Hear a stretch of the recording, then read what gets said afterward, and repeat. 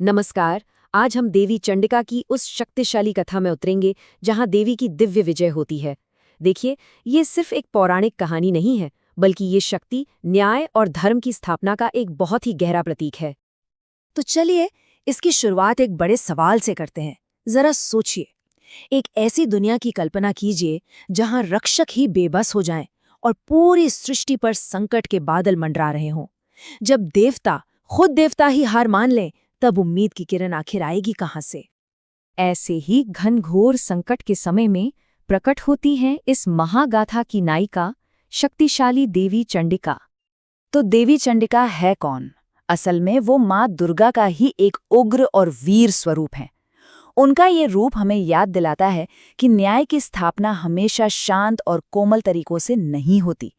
कभी कभी संतुलन बनाने के लिए शक्ति के एक प्रचंड रूप की जरूरत पड़ती है। उनका स्वरूप ही उनकी ताकत का आईना है। 3 आंखें जो भूत, वर्तमान और भविष्य सब देख सकती हैं। आग की लपटों जैसे बाल जो उनके तेज को दिखाते हैं, और हाथों में शस्त्र जो धर्म की रक्षा के लिए हमेशा तैयार हैं।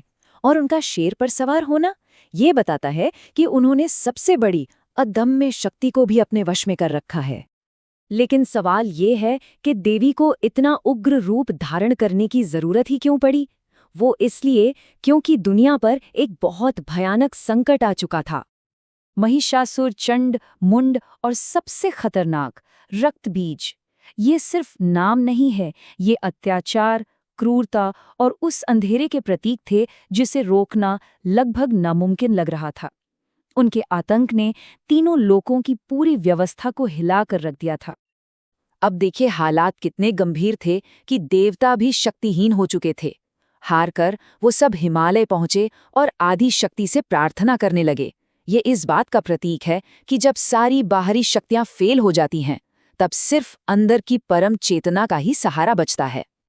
और तभी एक चमत्कार हुआ। सारे देवताओं की मिलीजुली शक्ति से एक अद्भुत रोशनी पैदा हुई और उसी रोशनी से माँ चंडिका का जन्म हुआ। इसमें एक बहुत गहरा संदेश है। जब सारी अच्छी शक्तियां एक मकसद के लिए एक हो जाती हैं, तो एक ऐसी महाशक्ति बनती है जो किसी भी संकट से कहीं ज्यादा बड़ी होती है। तो देवी के प्रकट होने के साथ ही धर्म और अधर्म के बीच महायुद्ध शुरू हो गया, और यहीं से उन्हें अपना एक बहुत प्रसिद्ध नाम मिला। एक ऐसा नाम जो उनके मकसद को हमेशा के लिए अमर कर देता है। असुरों की सेना के 2 सबसे बड़े सेनापति चंड और मुंड अपनी पूरी ताकत से हमला करने के लिए आगे आए। पर हुआ क्या? देवी के दिव्य तेज के सामने उनके सारे हथियार, सारे अस्त्र शस्त्र पिघल गए। ये दिखाता है कि शारीरिक शक्ति आत्मिक और दिव्य शक्ति के सामने हमेशा कमजोर पड़ जाती है। देवी ने एक ही झटके में उन दोनों का अंत कर दिया, और फिर उन्होंने खुद अपने नाम का ऐलान किया। उन्होंने कहा कि चंड और मुंड का वध करने वाली वही चामुंडा हैं। ये हमें दिखाता है कि हमारी पहचान हमारे कर्मों से बनती है, हमारे उद्देश्य से बनती है। चंड मुंड का तो अंत हो गया था, लेकिन सबसे बड़ी और सबसे भयानक चुनौती तो अभी बाकी थी। अब मैदान में वो दैत्य आया जो सिर्फ एक असुर नहीं, बल्कि एक ऐसी समस्या का प्रतीक था जो खत्म होने का नाम ही नहीं लेती। रक्तबीज की शक्ति को समझना बहुत जरूरी है। उसकी ताकत बड़ी अजीब थी। उसकी खून की हर बूंद से एक और रक्तबीज पैदा हो जाता था। ये उन समस्याओं का प्रतीक है जिन्हें जितना सुलझाने की कोशिश करो, वो उतनी ही बढ़ती जाती हैं, जैसे नफरत या अज्ञान या डर। इस कभी ना खत्म होने वाली सेना के सामने देवताओं के सारे पुराने तरीके और उनकी सारी शक्तियां पूरी तरह से बेकार हो गईं। उन्होंने महसूस किया कि इस नई तरह की चुनौती से निपटने के लिए एक नई सोच और एक अलग ही स्तर की शक्ति की जरूरत है। और अब ये कथा अपने सबसे रोमांचक मोड़ पर पहुंचती है। इस नामुमकिन सी चुनौती का सामना करने के लिए देवी ने न सिर्फ अपनी शक्ति बल्कि अपनी जबरदस्त बुद्धि का भी इस्तेमाल किया।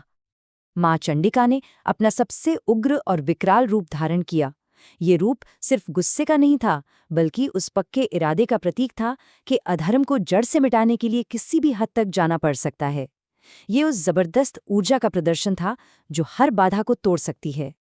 और उस भयानक रूप में उन्होंने आकाश में गरज कर ऐलान किया, आज धर्म की रक्षा मेरे ही हाथों होगी। ये सिर्फ एक वाक्य नहीं था, ये उस ब्रह्मांडीय व्यवस्था को फिर से स्थापित करने का संकल्प था, जिसने युद्ध का पासा ही पलट दिया। और यहीं पर शक्ति के साथ साथ एक शानदार रणनीति देखने को मिलती है। देवी समझ गईं कि समस्या से सीधे लड़ने पर वो और बढ़ेगी, इसलिए उन्होंने समस्या की जड़ पर यानी खून की बूंदों पर हमला किया। उन्होंने मां कालिका को आदेश दिया कि वो हर बूंद को जमीन पर गिरने से पहले ही पी जाएं। और जैसे ही रक्त बीज की ताकत का स्रोत खत्म हुआ, उसकी वो कभी न खत्म होने वाली सेना बननी बंद हो गई।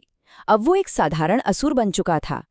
तब मां चंडिका ने अपनी तलवार से एक ही वार में उसका अंत कर दिया। ये इस बात का प्रतीक है कि किसी भी बड़ी समस्या को खत्म करने के लिए उसके मूल कारण को खत्म करना जरूरी है।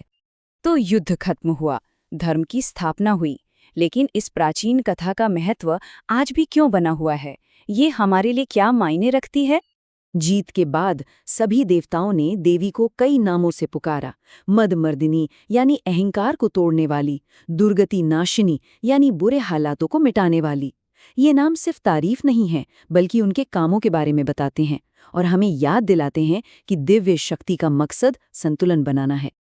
और हाँ, इस कथा को याद करने के कुछ फल भी बताए गए हैं, पर ये कोई जादुई वरदान नहीं है, बल्कि एक मनोवैज्ञानिक सच है। जब हम अन्याय पर न्याय की इतनी बड़ी जीत को याद करते हैं, तो हमारे अंदर का डर अपने आप कम हो जाता है, आत्मविश्वास बढ़ता है और किसी भी चुनौती का सामना करने का एक अदम्य साहस पैदा होता है। तो अंत में ये कथा हमें एक बहुत गहरे सवाल पर सोचने के लिए छोड़ जाती है। जब जीवन में रक्त बीज जैसे संकट आते हैं, जो हर कोशिश के साथ और बढ़ते हुए लगते हैं, तो असली शक्ति, सच्ची ताकत कहाँ से आती है? शायद इसका जवाब बाहरी हथियारों में नहीं, बल्कि हमारे भीतर के उस पक्के इरादे और उस दिव्य चेतना में ही छिपा है।